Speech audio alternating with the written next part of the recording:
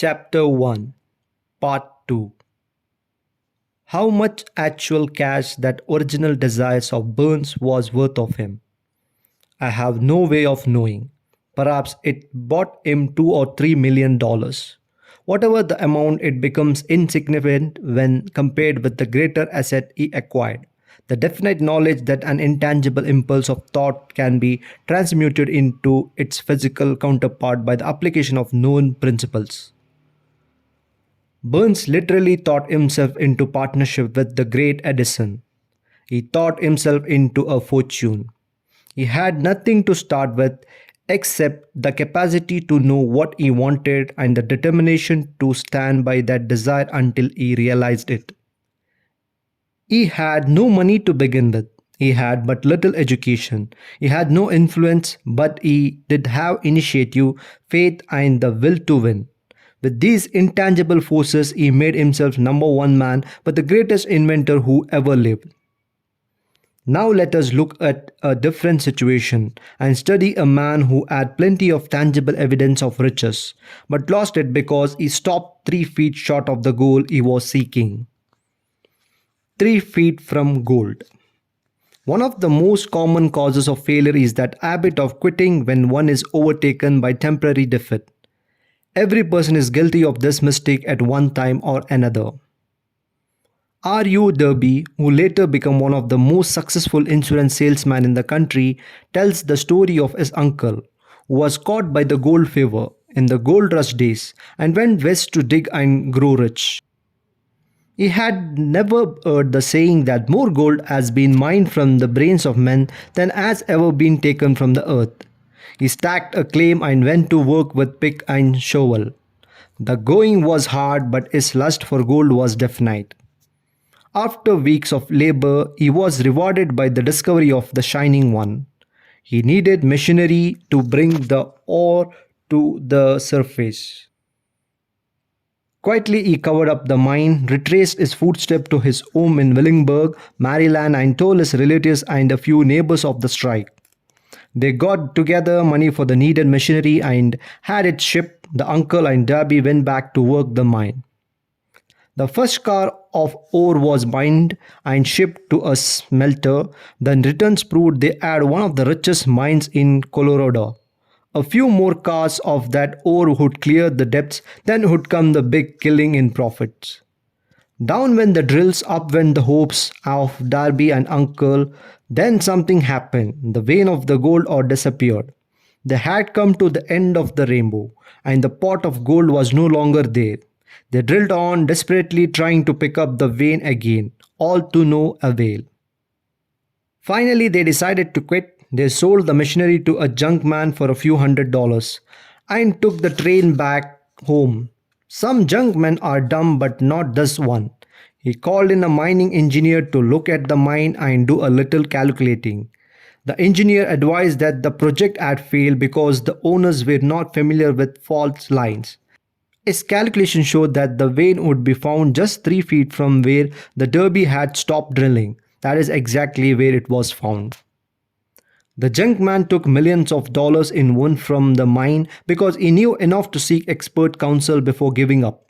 Most of the money which went into the machinery was produced through the efforts of R.U. Derby, who was then a very young man. The money came from his relatives and neighbors. Because of their faith in him, he paid back every dollar of it, although he was years doing so. Long afterwards, Mr. Darby recouped his loss many times over when he made the discovery that desire can be transmuted into gold. The discovery came after he went into the business of selling life insurance. Remembering that he lost huge fortune because he stopped 3 feet from gold, Darby profited by the experience in his chosen work. His simple method was to say to himself, I stopped 3 feet from the gold, but I will never stop because men say no. When I asked them to buy insurance, he owes his stickability to the lesson he learned from his quitability in the gold mining business. Before success comes to most people, they are sure to meet with much temporary defeat and perhaps some failure. When faced with defeat, the easiest and most logical thing to do is to quit. That is exactly what the majority of people do. More than 500 of the most successful people in America as ever known told the author their greatest success came just one step behind the point at which defeat had overtaken them. Failure is trickiest with a keen sense of irony and cunning. It takes a great delight in tripping one up when success is almost within the reach. A 50-cent lesson in persistence. Shortly after Mr. Darby received his degree from the University of Hard Knocks and had decided to profit by his experience in the gold mining business, he had the good fortune to be present on the occasion that proved to him that no does not necessarily means no. One afternoon he was helping his uncle grind wheat in an old-fashioned mill. The uncle operated a large farm on which a number of sharecrop farmers lived. Quickly the door was opened and a small child, the daughter of a tenant, walked in and took her place near the door. The uncle looked up, saw the child and barked at her roughly. "What do you want?" Meekly the child replied, "My mummy says send her 50 cents. "I will not do it," the uncle retorted. "Now you run on home." "Yes, sir," the child replied, but she did not move. The uncle went ahead with his work, so busily engaged he did not notice that the child had not left. When he looked up and saw her still standing there, he yelled at her, "I told you to go on home. Now go or I will take a switch to you." The little girl said, "Yes, sir," but she did not budge an inch. The uncle dropped a sack of grain he was about to pour into the mill hopper, picked up a barrel stave and started towards the child with an expression on his face that indicated trouble. Derby held his breath. He was certain he was about to witness a murder. He knew his uncle had a fiery temper. When the uncle reached the spot where the child was standing, she quickly stepped forward one step, looked up into his eyes and screamed at the top of her shrill voice, "My mommy's gotta have that 50 cents. The uncle stopped, looked at her for a minute, then slowly laid the barrel stave on the floor, put his hand in his pocket, took out half a dollar and gave it to her. The child took the money and slowly backed towards the door, never taking her eyes off the man whom she had just conquered. After she had gone, the uncle sat down on a box and looked out the window into space for more than 10 minutes. He was pondering with awe on the whipping he had just taken. Mr. Darby too was doing some thinking. That was the first time in all his experience that he had seen the child of a sharecropper deliberately master an adult authority figure. How did she do it? What happened to his uncle that caused him to lose his fierceness and become docile as a lamb? What strange power did this child use that made her master over her superior? These and other similar questions flashed into Darby's mind, but he did not find the answer until years later when he told me the story. Strangely, the story was this unusual experience was told to the author in the old mill, on the very spot where the uncle took his whipping. As we stood there in that musty old mill, Mr. Darby repeated the story of the unusual conquest, and finished by asking, "What can you make of it? What strange power did the child use that so completely whipped my uncle?" The answer to this question will be found in the principle described in this book. The answer is full and complete. It contains details and instructions sufficient to enable anyone to understand and apply the same force that the little child accidentally stumbled upon. Keep your mind alert and you will observe exactly what strange power came to the rescue of the child. You will catch a glimpse of this power in the next chapter. Somewhere in the book you will find an idea that will quicken your receptive powers and place at your command. For your own benefit, this same irresistible power, the awareness of this power may come to you in the first chapter, or it may flash into your mind in some subsequent chapter. It may come in the form of a single idea, or it may come in the nature of a plan or a purpose. Again, it may cause you to go back into your past experiences of failure or defeat and bring to the surface some lesson by which you can regain all that you lost through defeat. After I had described to Mr. Darby the power of unwittingly used by the little child, he quickly retraced his 30 years of experience as a life insurance salesman. He frankly acknowledged that his success in that field was due, in no small degree, to the lesson he had learned from the child. Mr. Darby pointed out every time a prospect tried to blow me out without buying, I saw that child standing there in the old mill, her big eyes glaring in defense. And I said to myself, I have got to make this sale. The better portion of all sales I have made were made after people had said no. He recalled to his mistake in having stopped only 3 feet from gold, but he said that experience was a blessing in disguise. It taught me to keep on keeping on. No matter how hard the going may be, a lesson I needed to learn before I could succeed in anything. This story of Mr. Darby and his uncle, the sharecropper's child, and the gold mine will doubtless be read by hundreds of people who make their living by selling life insurance. To all of these, the author wishes to offer the suggestion that Darby owes to these two experiences his ability to sell more than $1 million of life insurance every year. Life is strange and often imponderable. Both the success and the failures have their roots in simple experiences. Mr. Darby's experiences were commonplace and simple enough, yet as they held the answer to the destiny in life, they were as important to him as life itself. He profited by these two dramatic experiences because he analyzed them and found the lesson they taught. But what of the person who has neither the time nor the inclination to study failure in search of knowledge that may lead to success? Where and how are they to learn the art of converting defeat into stepping stones to opportunity? In answer to these questions, this book was written. The answer called for a description of 13 principles. However, remember as you read that the answer you may be seeking to the questions which have caused you to ponder over the strangeness of life may be found in your own mind. Some idea, plan, or purpose may spring into your mind as you read.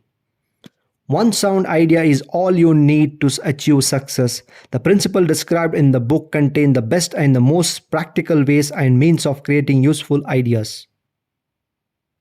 Before we go any further in our approach to the description of these principles, we believe you are entitled to receive this important suggestion. When riches begin to come, they come so quickly, in such great abundance, that one wonders where they have been hiding during all those lean years. This is an outstanding statement, and all the more so when we take into consideration the popular belief that riches come only to those who work hard and long. When you begin to think and grow rich, you will observe that riches begin with a state of mind, with definiteness of purpose, with little or no hard work. You and every that person ought to be interested in knowing how to acquire a state of mind that will attract riches. I spent 25 years in research analyzing more than 25,000 people because I too wanted to know how wealthy men become that way. Without that research, this book could not have been written. Here take notice of a very significant truth. The business depression started in 1929 and continued on all-time record of destruction until sometime after President Roosevelt entered office. Then the depression began to fade into nothingness. Just as an electrician in a theater rises the light so gradually that darkness is transmuted into light before you realize it, so did the spell of fear in the minds of people gradually fade away and become faith. As soon as you master the principle of this philosophy and begin to follow the instruction for applying those principles, your financial status will begin to improve. Everything you touch will begin to transmute itself into an asset for your benefit. Impossible? Not at all. One of the main weaknesses of mankind in the average person's familiarity with the word impossible. He knows all that rules that will not work. He knows all the things that cannot be done. This book was written for those who seek the rules that have made others successful and are willing to stake everything on those rules. A great many years ago, I purchased a fine dictionary. The first thing I did was to turn to the word impossible and neatly clip it out of the book. That would not be an unwise thing for you to do. Success comes to those who become success conscious. Failure comes to those who indifferently allow themselves to become failure conscious. The object of this book is to help all who seek it learn the art of changing their minds from failure conscious to success consciousness. Another weakness found in altogether too many people is the habit of measuring everything and everyone by their own impression and beliefs. Some who read this will believe that no one can think and grow rich. They cannot think in terms of riches because their thought habits have been steeped in poverty, want, misery, failure, and defeat. Millions of people look at the achievements of Henry Ford and envy him as good fortune or luck or genius or whatever it is they credit for Ford's fortune. Perhaps one person in every 100,000 knows the secret of Ford's success, and those who do know are too modest or too reluctant to speak of it. Because of its simplicity, a single transaction will illustrate the secret perfectly. When Ford decided to produce his now famous V8 motor, he chose to build an engine with the entire 8-cylinder cast in one block and instructed his engineers to produce a design for the engine. The design was pasted on paper, but the engineers believed it was simply impossible to cast 8-cylinder gas engine block in one piece. Ford said, "Produce it anyway," but they replied, "It's impossible." "Go ahead," Ford commanded, "and stay on the job until you succeed no matter how much time is required." The engineers went ahead. There was no other options if they were to remain on the Ford staff. 6 months went by and nothing happened. Another 6 months passed and still nothing happened. The engineers tried every conceivable plan to carry out the orders, but the thing seemed out of the question, impossible. At the end of the year, Ford checked with his engineers and again they informed him they had found no way to carry out his orders. "Go right ahead," said Ford. "I want it and I will have it." They went ahead and then, as if by a stroke of magic, the secret was discovered. The Ford determination had won once more. This story may not be described with minute accuracy, but the sum and substance of it is correct. Deduce from it, you who wish to think and grow rich, the secret of Ford millions if you can. You will not have to look very far. Henry Ford is successful because he understands and applies the principle of success. All of these is desire, knowing what one wants. Remember this Ford story as you read and pick out the lines in which the secret of his stupendous achievement has been described. If you can do this, if you can lay your finger on the particular group of principles that made Henry Ford rich, you can equal his achievements in almost any calling for which you are suited. The Henry Ford of the late 20th century was Bill Gates. Just as Ford revolutionized the transportation industry by creating a car that almost anyone could afford and drive, Bill Gates transformed the computer industry by designing software that enabled everybody, not just the specialized technocrats, to able to use computers, and later making the personal computer a virtual necessity in every office, schools and home. This resulted in Bill Gates acquiring billions of dollars and becoming the richest man in America. He first became entranced with computers and began programming them at the age of 13. In 1973, he entered Harvard University where he lived down the hall from Steve Ballmer, now Microsoft Chief Executive Officer. While at Harvard, Gates developed a version of the programming language BASIC for the first microcomputer. Gates was so absorbed in his dream of building a software company that he left Harvard to devote his energy to fulfilling it. A few years earlier, he and his childhood friend Paul Allen had formed a company, Microsoft. As the vehicle for his endeavor, guided by a belief that the computer would be a valuable tool on every office, desktop, and in every home, They began developing software for personal computers. Gates' foresight and his vision for personal computing have been central to the success of Microsoft and the software industry. Having achieved his major goal, Bill Gates continues to pursue new goals both in the business of creating ever improving computer programs and in his philanthropic work, having founded with his wife Melinda the largest charitable foundation in the world. You are the master of your fate, the captain of your soul.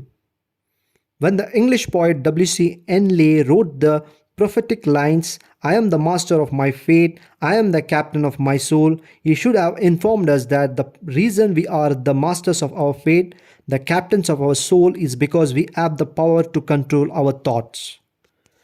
He should have told us that the ether in which this little planet floats, in which we move and have our being, is a form of energy moving at an inconceivable high rate of vibration, and that the ether is filled with the form of universal power which adapts itself to the nature of thoughts we hold in our minds and influences us in natural ways to transmute our thoughts into their physical equivalent. If the poet had told us of this great truth, we would know why it is that we are the masters of our fate, the captains of soul. He should have told us, with the great emphasis that this power makes no attempt to discriminate between destruction and constructive thoughts, that it will urge us to translate into physical reality thoughts of poverty just as quickly as it will influence us to act upon thoughts of riches. He should have told us too that our brains become magnetized with the dominating thoughts we hold in our minds, by means with which no one is familiar. These magnets attract to us the forces, the people, the circumstances of life which harmonize with the nature of our dominating thoughts. He should have told us that before we can accumulate riches in the great abundance, we must magnetize our minds with intense desire for riches, that we must become money conscious until the desire for money drive us to create definite plans for acquiring it. But being a poet and not a philosopher, Henley contented himself by stating a great truth in poetic form, leaving those who followed him to interpret the philosophical meaning of his lines. Little by little, the truth has unfolded itself, until it now appears certain that the principle described in this book holds the secret of mastery over our economic fate. Another man who exemplifies being master of his fate is Steven Spielberg, one of the all-time great motion picture directors. He dreamed of being a movie director from childhood. He began making amateur films with the primitive camera when he was still a child, and the dream never succeeded. How Spielberg broke into Universal Studios in a legend in the movie industry. He took the Universal Studios tour, an attraction that enables visitors to get an inside look at the movie business. Visitors ride around the studio lots on a tram. Steven sneaked off the tram and hid between two sound stages until the tour ended.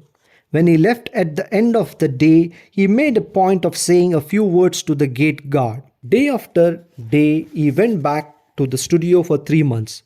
He walked past the guard, waved at him, and he waved back. He always wore a suit and carried a briefcase, letting the guard assume he was one of the students with a summer job in the studio. He made a point of speaking to and befriending directors, writers, and editors. He even found a vacant office, took it over, and listed his name in the building directory. He made it his business to get to know Sid Sheinberg, then he head of production for the studio's television arm. He showed him his college film project, which so impressed Sheinberg that he put the young man under contract with the studio. His first full-length film, The Sugarland Express, received critical acclaim and won a Best Screenplay award at the 1974 Cannes Film Festival. Unfortunately, it did not do very well at the box office. His big break came a year later when he discovered the book Jaws. The studio had already decided to produce Jaws and had chosen a well-known director to film it. Spielberg desperately wanted to make this movie despite the financial failure of the Sugarland Express. His self confidence had not diminished and he persuaded the producers to dismiss the chosen director and give the film to him. It was not easy assignment.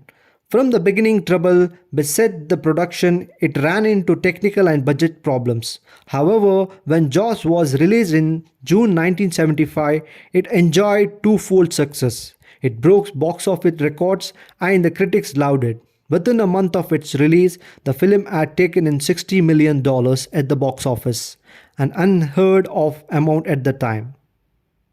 Over the next few years, Spielberg directed several movies, including the popular Indiana Jones series, the award-winning The Color Purple, Empire of the Sun, and E.T. He later directed Jurassic Park, which would also become at its time the most successful movie in history. The third Spielberg film to break the record, it also brought in over $1 billion in gross receipts, toys, and other merchandise.